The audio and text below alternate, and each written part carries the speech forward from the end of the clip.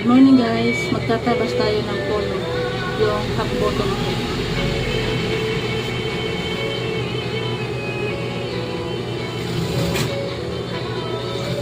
Ganito lang po ang aking ginagawa pagkakata.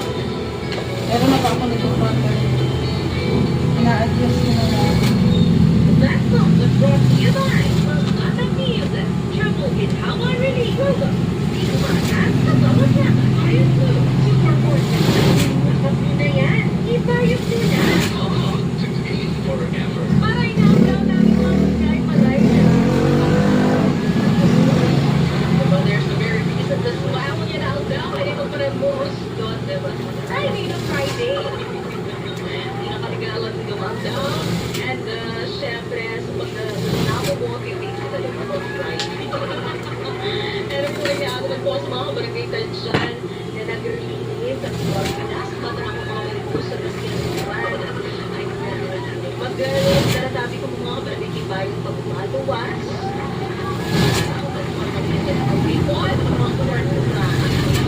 Ako sabi ko mga barangay habang Ito po, nagkakating po ako ng polo. Harap ko muna ang inuuna ko. Anyway, we're going to talk about getting to the Lord from a special to talk to me with Mama Erin. Tapos sinusukat ko yung armhole para Mama Erin, ang ganda na po ako happy. 35 years old. And 5 years na po kami kayo ni partner. Eh, pakaligan pa mo yan. ganito lang po habang Ang partner ko po, Mama Erin, mabuod, magus, wala ba kung mga bisyo, kaya nakakainom ko. Pero Mama Erin, hindi po pong bagay sa inyo pagsabutan. Kung nakakainuhan niya mabutik sa ko lang, 50% sa pagsusunod sa kasal ay ali pala sa mga babulan. Sana man lang sinabi niya sa kanya. Kung totoo sa Mama Erin sa 50% mga pakalimutan.